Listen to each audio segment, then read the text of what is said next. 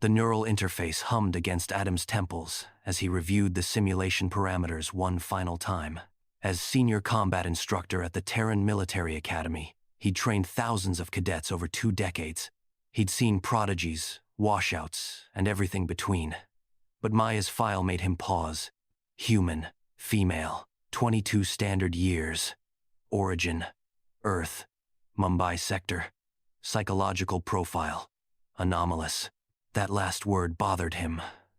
The Academy didn't use terms like anomalous lightly. "Cadet Maya reporting, sir," came a voice from the doorway. Adam turned. She stood at attention. Regulation uniform crisp. Dark eyes steady. Average height. Lean build. Nothing remarkable. Except those eyes. They held something he couldn't quite identify. Not defiance. Not eagerness. Something older. "At ease, cadet." He gestured to the simpod. "You've read the briefing?" "Yes, sir. Live fire neural simulation. Pain receptors at 30%. Failure conditions include incapacitation, surrender, or death within the scenario. The board wants to see how you handle fear," Adem said, watching her reaction. "Your psych evals show unusually low amygdala response to threat stimuli. They think you might be broken somehow." Maya's expression didn't change. "I'm not broken, sir." "Then show me." He activated the pod. "This scenario has a 94% failure rate. Most cadets tap out within 3 minutes. The record is 18 minutes before psychological collapse. Your objective: survive 30 minutes against a Zenthari hunter-class organism in a Class M habitat zone." The Zenthari. Humanity's first contact with alien life had been a bloodbath. The insectoid species had evolved on a death world where everything hunted everything. They'd met humanity on colony world Kepler 442b and killed 4,000 people before the Navy glassed the settlement from orbit. Maya entered the pod without hesitation. Adem sealed it and activated the neural feed to his monitoring station. Within seconds, Maya's consciousness would be fully immersed. The simulation would feel absolutely real: the heat, the humidity, the smell of alien vegetation, and the pain. At 30% sensitivity, a claw strike would feel like a deep cut. Actual death in the sim would trigger a neural shock severe enough to cause temporary paralysis and, occasionally, lasting trauma.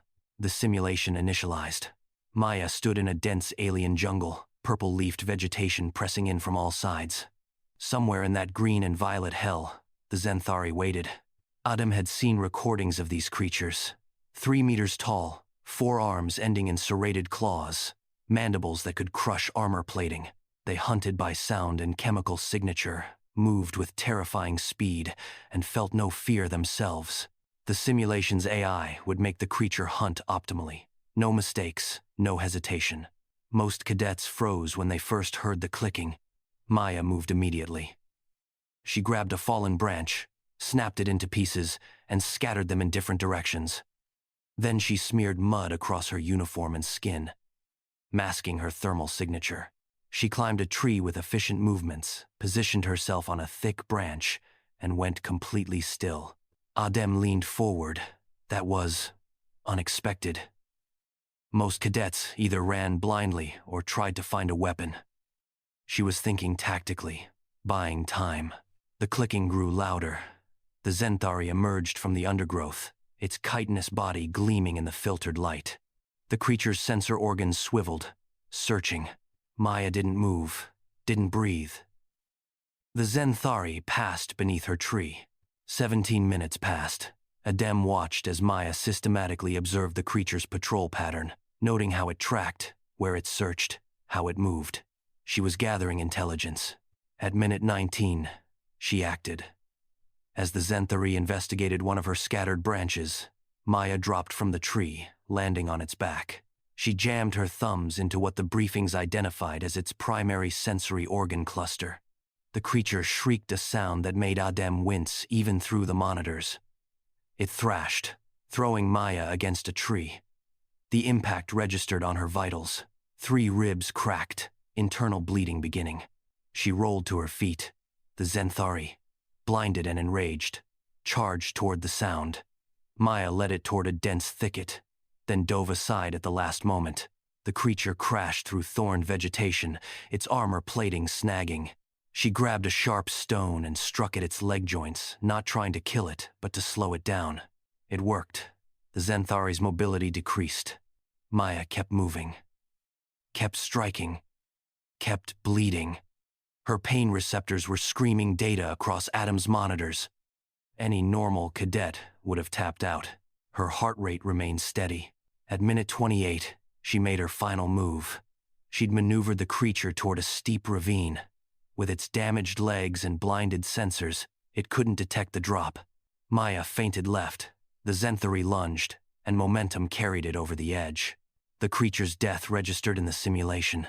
Maya stood at the ravine's edge, breathing hard, blood soaking through her uniform from a dozen wounds.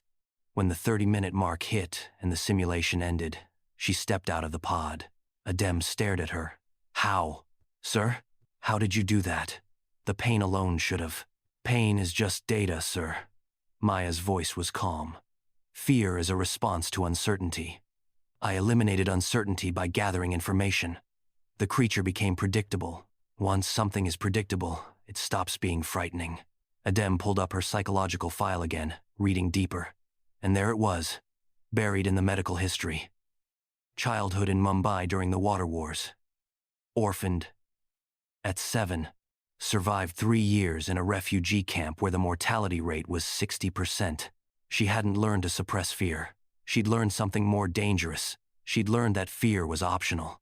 You're humanity's future, Adem said quietly, more to himself than to her. Maya said nothing. That night, Adam filed his report. 2 hours later, he received orders to delete all footage of the simulation. The board classified Maya's entire training record. She was transferred to a program whose name he didn't have clearance to know. As he erased the files, Adem understood. The galaxy was full of species that had evolved apex predators, warriors bred for conquest. But humanity had something different. Humanity had survivors who'd learned to thrive in hell and call it normal. Soldiers who could look at nightmare creatures and see only problems to solve. The other species would learn to fear that. Eventually, the Academy just needed to make sure they learned it the hard way.